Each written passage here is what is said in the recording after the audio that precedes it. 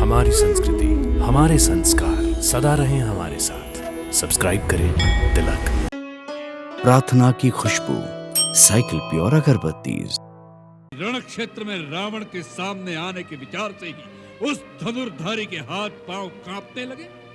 जिसकी प्रिय पत्नी को कोई हर के ले गया हो, उस शत्रु के लिए इतने महीनों से उसके रक्त में प्रतिशोध की कोई ज्वाला नहीं भड़की, तो फिर वो क्षत्रिय का रक्त नहीं होगा। सीता कोई भिक्षा में देने वाली वस्तु नहीं है। ऐसे अनमोल रत्न को तो अपने बाहुबल से जीतना पड़ता है। मैं आपके हित के लिए आपको यही परामर्श देने आया हूं कि यही एक ऐसा क्षण है जब आप चाहे तो श्री राम से क्षमा मांगकर उनकी शरण में चले जाएं। श्री राम की यह आन है कि सच्चे हृदय से शरण में आने वाले के दोषों को नहीं देखते। जिसने शरण में आकर पुकारा कि मेरी रक्षा कीजिए प्रभु, मेरी रक्षा कीजिए, ऐसी आर्त पुकार सुनते ही प्रभु अपने शरणागत को अभय प्रदान कर संसार के समस्त दुखों से मुक्त कर देते हैं। उनके बाणों में तीनों लोगों को एक साथ भस्म कर देने की शक्ति होते हुए भी वो एक सच्चे वीर की भांति दया को नहीं छोड़ते। इसलिए आप मेरी मानिए, इसी समय गले में कुल्हाड़ी डालकर और दांतों में तिनका दबाकर अपने समस्त कुटुंबियों के साथ श्री राम की शरण में जाकर माता जानकी को बड़े आदर के साथ उनके पति को लौटा दें। श्री राम ऐसे उदार और कृपालु हैं कि आपके क्षमा शब्द कहने से पहले ही वो आपको क्षमा कर देंगे। अच्छा, हमारे क्षमा मांगने पर वे हमें क्षमा कर देंगे, इस बात का तुम हमें विश्वास दिलाते हो? हम सीता को लेकर अपने कुटुंब सहित दांतों में तिनके दबाए उनसे क्षमा मांगने के लिए इतनी दूर उनके शिविर तक जाएं और वे हमें क्षमा न करें और बंदी बना ले तो सारा जग हम पर हंसेगा। इस बात का विश्वास हमें कैसे हो? महाराज रावण, प्रभु पर विश्वास रखना ही पड़ता है। जिसे प्रभु पर पूर्ण विश्वास नहीं होता, उसे प्रभु की प्राप्ति कभी नहीं हो सकती।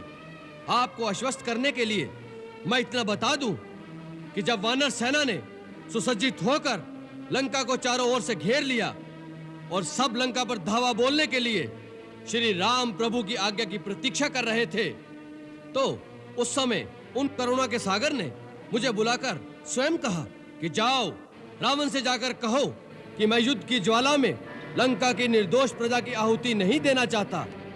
यदि वो जानकी को पूरे सम्मान के साथ मेरे हवाले कर दे तो मैं अभी उसे क्षमा कर दूंगा और लंका से वापस चला जाऊंगा।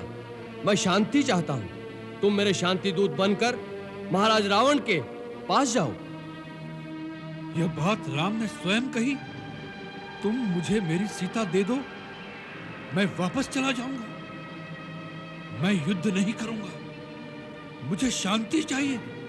जी महाराज, उन्होंने स्वयं कहा था। यही बात तो हम तुम्हारे मुंह से सुनना चाहते थे। यही बात राम ने कही कि मैं युद्ध नहीं करूंगा, मुझे शांति चाहिए। मूर्ख, इस बात में तुझे राम की करुणा दिखाई दी, उसका भय दिखाई नहीं दिया कि रण क्षेत्र में रावण के सामने आने के विचार से ही उस धनुर्धारी के हाथ पांव कांपने लगे।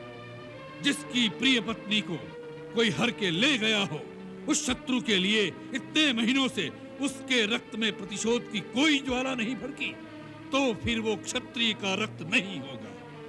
वो तेरा परमवीर जो भिखारियों की भांति हमसे सीता की भीख मांग रहा है, उससे जाकर कह दो कि सीता कोई भिक्षा में देने वाली वस्तु नहीं है। ऐसे अनमोल रत्न को तो अपने बाहुबल से जीतना पड़ता है। माता सीता को उन्होंने अपने बाहुबल से ही जीता था। महाराज, शायद आप भूल गए कि वो शिव धनुष जिसे श्री राम प्रभु ने तिनके की भांति उठाकर तोड़ दिया था, उसी धनुष पर अपने बाहुबल की परीक्षा करने कभी आप भी गए थे और सुना है वो आपसे उठाया भी नहीं गया था।